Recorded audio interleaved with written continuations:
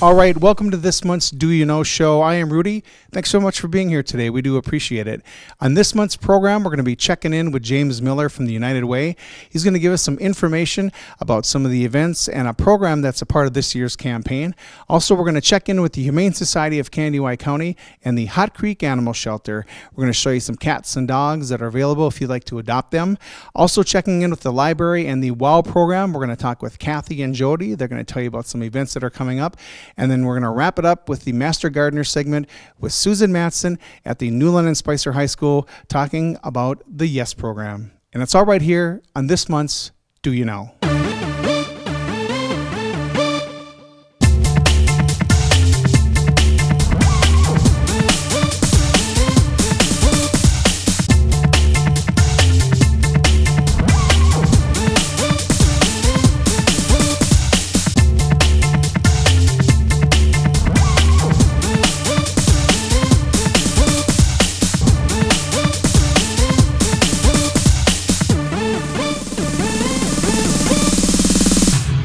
Hi, I'm James Miller with United Way of West Central Minnesota. Spring is just about here. Temps are starting to rise. The snow keeps on melting.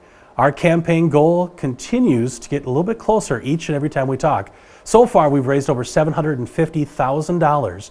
That's about 83.4% to our $900,000 goal. So there's still some work to do. And with just a few months left to reach our goal, you can still make a donation to United Way of West Central Minnesota and help your friends, family, neighbors right here throughout our region. You can go online, liveunitedwcm.org. Give us a call at 235-1050, or if you want to mail in a donation, you can do that too. It's Post Office Box 895 right here in Willmar, Minnesota. Spring is also the time of year for United Way to start our community review process. This is an opportunity for both donors and community members across the region to have an opportunity to help United Way allocate those donation dollars to the different agencies that help people in our areas of education, health, and basic needs. If you're interested in finding out more about the different agencies we actually fund, you can be part of this review process and help us determine what type of funding they'll receive for the work that they're doing in our area. That's coming up in the end of March, March 26th to be exact. If you're interested, please give us a call at the office and you can help as part of this community review process. We're also getting very excited for our Power of the Purse event. That's coming up on April 24th at the Willmar Conference Center.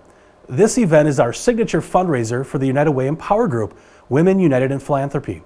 They're all excited about getting kids ready for kindergarten and helping them through that school process. The theme this year is Empowering Trends, featuring fashion, fitness, decor, and more. We're very excited for the evening coming up at the Willmar Conference Center again Friday night, April 24th. There'll be more information very soon on our website at liveunitedwcm.org. You can pick up tickets for that. There'll be plenty of food, wine, and great fellowship going on. The United Way Bremer Bank Golf Tournament is also set for this spring, well, June, so hopefully temps will be warmer as we get out at Eagle Creek Golf Course and golf again, a fundraising event to help United Way. We were very excited this February to celebrate a very special birthday for us. It's our 10-year anniversary with the Imagination Library program. It's a program that lets kids all the way up through the age of 5 receive a book a month for free to get them started in reading. It's a great opportunity for parents to start reading with their kids. So far to date, over 6,000 children in West Central Minnesota have received books once a month from Imagination Library and United Way of West Central Minnesota. That's over 200,000 books delivered. And it's all through generous donations from United Way of West Central Minnesota donors, the Imagination Library program providing one book a month, and they're all age-appropriate books like Mouse Paint, Bear Loses a Tooth, or one of our favorites at the office, If I Built a Car. And it's so much more than the story in the books themselves. It's a great opportunity for mom and dad to interact with their kids, to bring those developmental benefits to them, whether it's just reading the story or talking more about the story and what's going on through the illustrations. The nice part is there's no cost to the family. It's a program funded through United Way donation dollars. You can make a donation and actually sponsor a child right now. It takes just $30 to sponsor a child for an entire year of Imagination Library. That's 12 books delivered, one each month, in that child's name. It's an opportunity for them to get excited, head to the mailbox, and pick up their very own mail. You want to find out more about Imagination Library? Simply hop online, liveunitedwcm.org. You're watching Do You Know?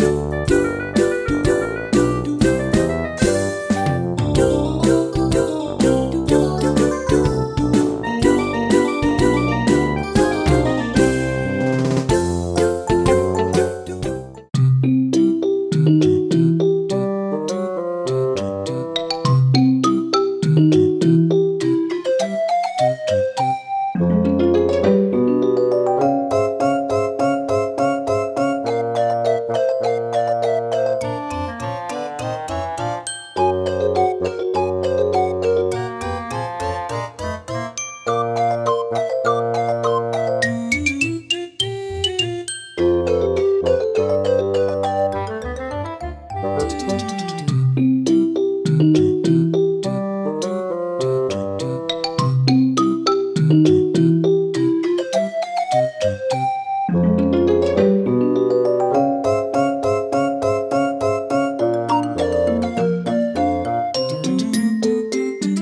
this is Jody Wambeck with Wilmer Early Childhood Community Ed and Early Childhood Family Programs. I am here tonight with Kathy Torkelson, Children's Librarian at the Wilmer Public Library. You have just seen pictures from the February WOW event, and it was a great time had by all. Kathy, tell us a little bit about what we had going on tonight for our WOW event.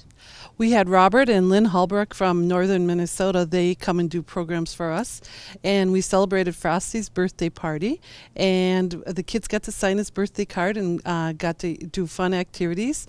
And Olaf, his second cousin, twice removed, also popped in for the event. It was a fun time for all.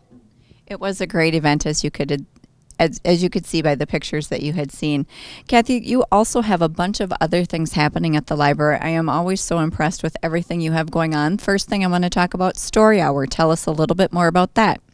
Okay, we are starting Story Hour this month, and we have a chance to introduce the children to quality literature books. We do finger plays and music and puppetry.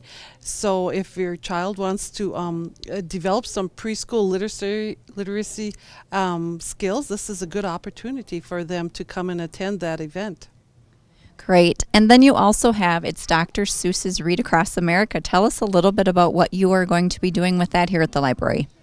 Janet Clark, a retired elementary teacher, she's going to come and read All the Places You Go, and she will also read some of her favorite Dr. Seuss books, and we'll have some crafts and activities for the kids to do. And then do you have some special readers that are coming as well? Yes, the Target team members are going to come, and this program will be for the elementary age children, and they will read their favorite Dr. Seuss books and bring snacks and give prizes and give away some books for the children, some of the Dr. Seuss books. And will Olaf be joining us for that event? No, he will not be. No, okay. No. And you also have somebody coming from the Agricultural After School 4-H Club. Who is that, and what is she going to be doing? It sounds really neat. It's Amelia Jackson. She is the agricultural after school 4-H program coordinator, and she's going to show us how to make paint out of soybeans. And then after they've made the paint, they'll get to paint some pictures with the soybean paint. So that should be really fun for the kids to try that out. That sounds like a great time. In addition to all those wonderful things you have going on, we also have the Bringing Stories to Life and the Baby Lap Sit that you do in collaboration with Early Childhood Family Education. Tell us a little bit about what's going on for the month of March. Oh, that is correct. Once a month we do Bringing Stories to Life. That is an evening program, so if you cannot come during the daytime, this would be a program for you to come to. We will each read a story, and then we go upstairs and we do lots of crafts, painting, and activities. The kids just love it. We have a great turnout for that. A Baby Lap Sit is another popular program that we do. Lots of parents bring their children to that. We do stories and finger plays, and then when the parents are done with that, they come down and socialize, and the kids play in the Smart Play area. So lots of fun things for them to do at the library.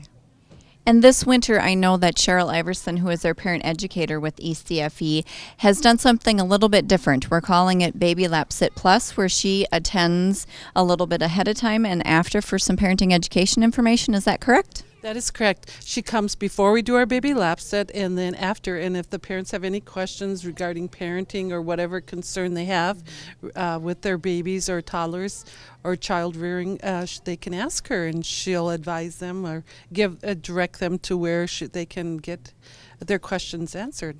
Great. And then you also have Movie Afternoon, and this is something that's really special. We can't quite tell the title of the movie, but you can tell us a character in the movie, correct? That is correct. It's Mater and Lightning McQueen. And we have children's movies once a month. and we serve popcorn and pop. So if you want a fun afternoon, something to do, come to the library and watch a movie. We put it up on our big wall upstairs. It's just like being at the theater, so it's really fun. Oh, very fun. And in addition to all of the stuff that you just talked about, you also have a children's book club. Tell us what that is. It's for elementary age children. They read the book, and then we come and do activities and discuss it. And this month it's Sea of Monsters by Rick Riordan. So the kids can read the book, and then we do fun activities with the book, centered around the book.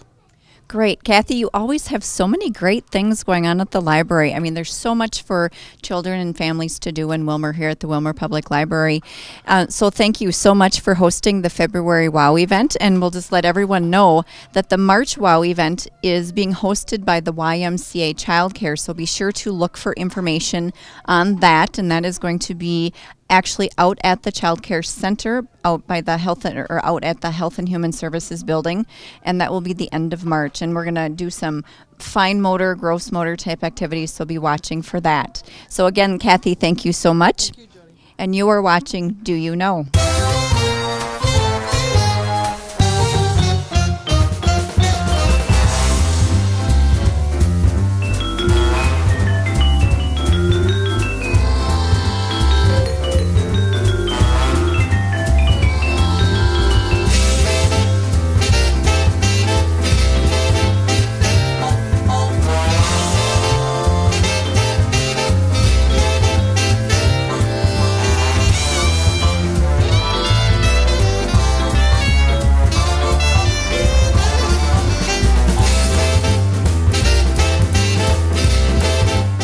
Good morning. This is Susan Matson, Master Gardener, and this morning, we are at the Spicer New London Middle School, and in the greenhouse, the students here have been working on a project through the YES program.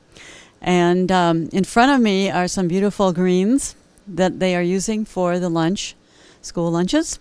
And I'll first of all introduce two people who have been working with the program, Benita Callisted and Teresa Copley. And they'll just spend a couple minutes telling a little bit about how they've been involved with the YES program. Benita? Hi. I've worked with the students a little bit with planting some of the lettuce seeds. I've helped them with some of the harvesting. And then we had some discussion about what types of things you wanted to record that were going on in the greenhouse, and also did a little bit of talking about some of the resources on the University of Minnesota Extension website, and especially regarding different types of raspberries if they decide to do an outdoor garden, because the website has wonderful information about Minnesota-specific varieties and those that are good for different times of the year. I'm Teresa Copley, and I'm the instructor for the Youth Energy Summit, which is what YES stands for. We're in about our 8th year with this program. About 5 years ago, we started raised garden bed, and we did some grape planting in the courtyard. We'd like to add the raspberries. Benita's helping us with that. The raised beds were a little frustrating because the greens came in the middle of summer when there were no students here. And so then this project evolved from that idea, and we've been working with how we can get the maximum amount of greens in a sustainable way out here in the greenhouse. Thank you, Benita and Teresa. We have some questions today for the students that are working with the program. And I'll turn the microphone over to each of the students. Nathan will be the first one. Whose idea was it, Nathan, to have a New London Spicer greenhouse? The 2012 to 2013 YES team went to a workshop given by Chuck Wiebel. He gave the students a design for passive solar greenhouses in Minnesota, and he called the program a deep winter greenhouse. The YES team raised a grant for $1,500 and passed the plan on to Mr. Tebben, the FFA and ag teacher here at New London Spicer. And he raised more grant money, and he built it with his class over the summer of 2013. Thank you, Nathan. Just want to mention that Chuck Weeble was an individual who lived in Milan, Minnesota, and he and his wife built these or developed these designs for greenhouses that could be put on the side of a house or put in a location where it was easily accessible by the average person. So this is basically his design. How much did it cost and where did the money come from, Emily? The total cost is about $20,000. The 2012-2013 YES team started with a $1,500 seed grant, and Mr. Tebben organized grants from several different farm organizations as well. Thank you, Emily. And then just looking around here, it's a very probably not your typical greenhouse design that you imagine. The design has some features that I thought were very unique. One thing they do have is they have heat in the ground, and it's covered by 4 feet of pea stone or rock. And so it is a very different design than your average greenhouse. So what is the purpose of this greenhouse, Madeline? YES uses the greenhouse to supply lettuce for the cafeteria to get students more interested in eating greens. And this lettuce is fresher, more nutritious, and locally grown, so it doesn't have to travel thousands of miles to get to our plates. We harvest about 2 pounds each week, and last year we harvested 23 pounds of lettuce. Okay, so the lettuce is used on the, is it a salad bar that they have through the lunch line? And so looking around, there's several different varieties. This is an amazing greenhouse that has all kinds of things that you can just imagine how fresh they are when they're picked and taken directly to the cafeteria. What kinds of lettuces, by the way, and why not tomatoes? Brandon? Well, the 2 varieties of lettuce are the fast-growing and the slow-growing, which we harvest earlier with the fast-growing, obviously. And the reason we don't use tomatoes is because the temperature in the greenhouse has to be warmer for tomatoes and it's colder for lettuce, so it conserves energy and heat. We also have an FFA member that's here today. Maybe you could introduce yourself and tell a little bit about the role of the FFA in the greenhouse. FFA is a program where you can learn to different agriculture things, and they work in the greenhouse growing hydroponics, and they use it to grow garden starts when it gets too warm for lettuce. They use the light tables in classrooms to grow tomatoes, celery, broccoli, and cauliflower, which would then be transplanted into the greenhouse.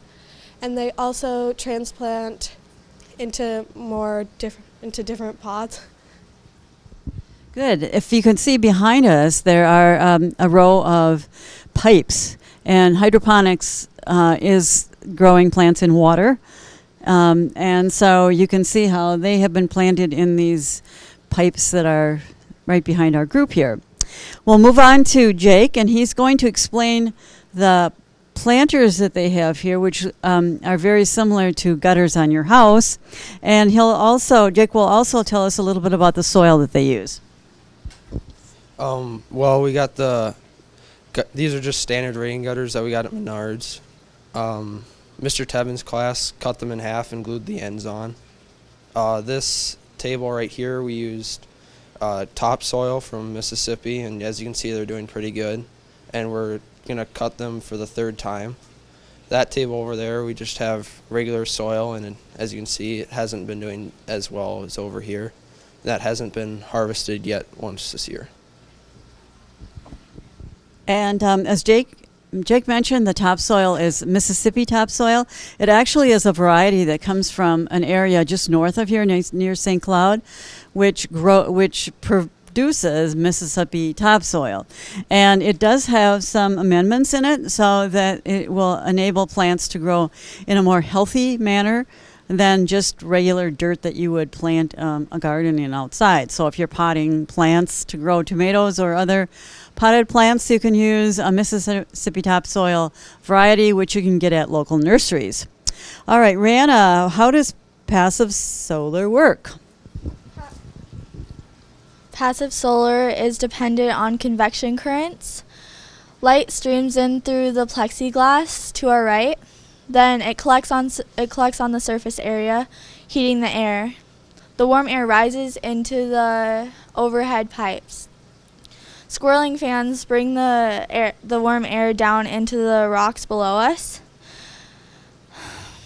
Then this air circulates in the rocks during the day. When the sun goes down at night, the warm air from the rocks rises and heats the greenhouse for the night. So the heat is stored in the rocks or in the stones on the floor of the greenhouse, and that keeps it from freezing over the nighttime. Now we have Kelly that's going to explain a little bit to us what problems there have been or what challenges they've encountered in growing. I was thinking about like bugs that might get into the greenhouse and quickly multiply because it's a much warmer environment in the wintertime than it is to be outside somewhere. So Kelly? Well, Minnesota being so cold that we also need small heaters to help warm the greenhouse when there is a lack of sunlight. And when there is a lack of sunlight for like 2 days or more, then the humidity in here gets really high, and we've seen mold on some of the planters against the wall. And there's also periods of time when the sun is out for many days on end, and it can dry it can sun scorch the lettuce, and that'll like cause much of the lettuce to die most of the time. Okay, would you like to add a few more words? Was it you that wanted to say something? Sure, yeah. All right. Well, I would just like to add that if you're wondering about your school getting a new greenhouse, I would recommend it. I mean, it's really, especially the lettuce, I mean, it's really good in our lunches, and I mean, it's healthy and everything, and it's good. And it's an easy way and cost-effective way to grow lettuce for your school. I just have a question, and any of you can answer this that can think of the answer. How is the greenhouse watered? Because I don't see water pipes in the ceiling, and I don't see anything running underneath the beds. Is anyone want to take a chance and answer that question?